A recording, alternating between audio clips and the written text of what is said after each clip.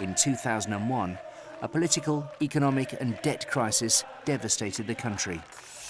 The peso lost 3/4 of its value. More than half of the country's 40 million citizens were reduced to poverty levels within months. Factories and businesses closed.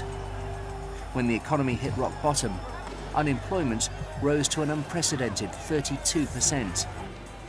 5 presidents came and went in a matter of months, all unable to handle the deep effects of the collapse.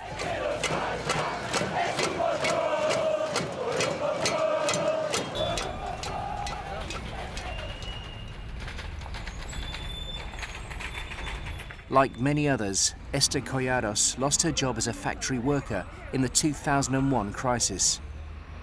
With 3 children to support, she became one of the tens of thousands of the newly unemployed, sifting through the dustbins of Buenos Aires for recyclable packaging and food.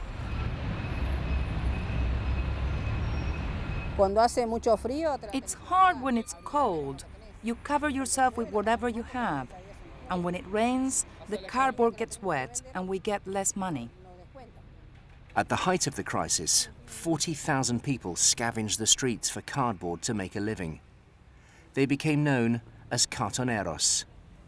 They were invisible to the job market, but too visible on Argentine streets. Un cuarto de la población no tenía empleo sin tener en cuenta también los subocupados. Entonces lo que daba que la mayoría de los trabajadores, la mayoría de la población estaba sin ningún tipo de vínculo laboral.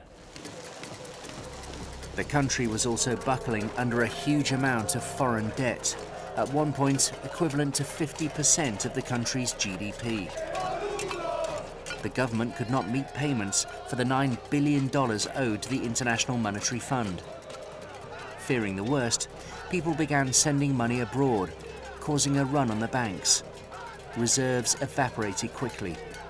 The government had to freeze bank accounts.